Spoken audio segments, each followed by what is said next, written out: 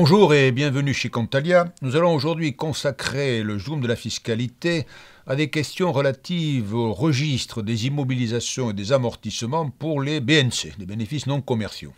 Alors, c'est un arrêt du Conseil d'État, tout récent lui aussi, qui nous permet de faire le point sur cette question, c'est-à-dire de l'inscription sur le registre des immobilisations et des amortissements. Alors d'abord, les faits de cette affaire.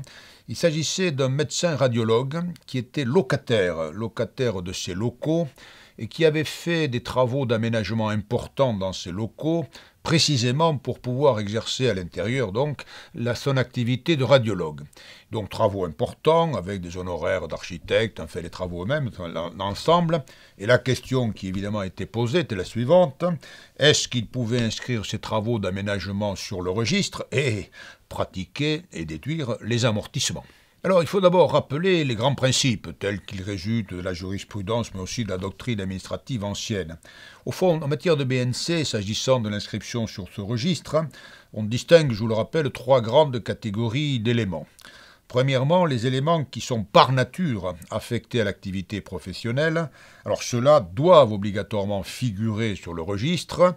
Alors évidemment, c'est important en particulier pour la détermination du régime des plus-values. Mais d'ailleurs, à la limite, même s'ils ne sont pas inscrits, dès lors que par nature ils sont affectés à l'activité professionnelle, on peut considérer qu'ils font partie des éléments professionnels, actifs professionnels. Ça, c'est la première catégorie.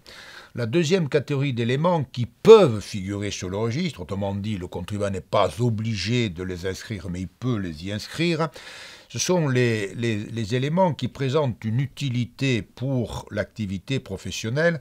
Autrement dit, la jurisprudence a élargi un tout petit peu le champ d'application de ceci, notamment dans un arrêt, vous verrez, de 2004, l'arrêt Paulin, en disant que les éléments qui peuvent être inscrits sont les éléments utiles pour l'activité de l'entreprise. Vous voyez, le mot est quand même relativement large. Puis, troisième catégorie d'éléments, les éléments qui ne sont pas utilisés ni par nature, ni qui ne sont pas utiles pour l'activité de l'entreprise du BNC, n'est-ce pas?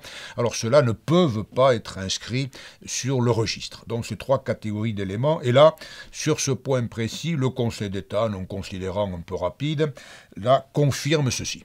Mais il faut donc en venir à la solution dans le cas d'espèce que je vous ai exposé, travaux d'aménagement pour exercer son activité de radiologue dans les locaux.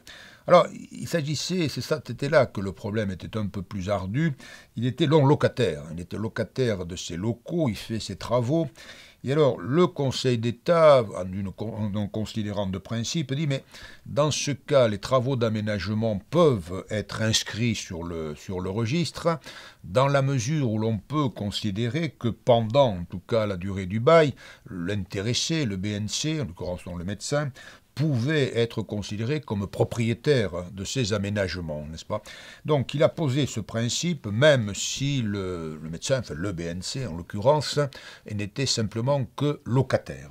Et donc, partant de ces principes, le Conseil d'État donne finalement raison au médecin, raison à ce BNC, en constatant qu'effectivement il était locataire, qu'il avait fait ses travaux d'aménagement, mais que durant la période de bail, en tout cas, il pouvait être considéré comme propriétaire de ces aménagements.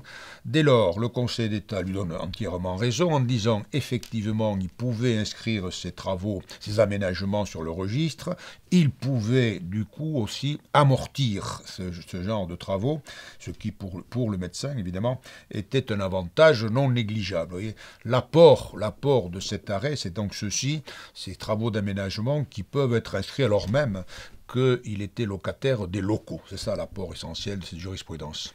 Donc ainsi, vous voyez, ce qu'on peut dire en conclusion, c'est que le registre des immobilisations et des amortissements, ce n'est pas un bilan, c'est pas le bilan BIC, ce n'est pas comparable, mais il s'avère quand même de plus en plus, on voit cette jurisprudence, on voit peut-être aussi d'autres solutions, il s'avère de plus en plus qu'il y a un rapprochement enfin assez net entre le registre et le bilan. Ce n'est pas un bilan, donc ce n'est pas une comptabilité commerciale naturellement, mais il y a quand même des rapprochements qui se font.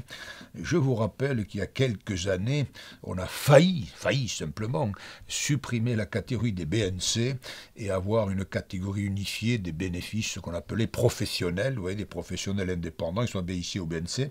Alors finalement, ça ne s'est pas fait, finalement, mais il faut quand même souligner que cette catégorie des BNC distincte de la catégorie BIC, c'est quand même un tout petit peu une spécificité française. Vous voyez, dans beaucoup de pays, il y a une seule catégorie qui regroupe BIC et BNC. Encore une fois, en France, on a failli le faire, mais pour l'instant, on reste dans les deux catégories.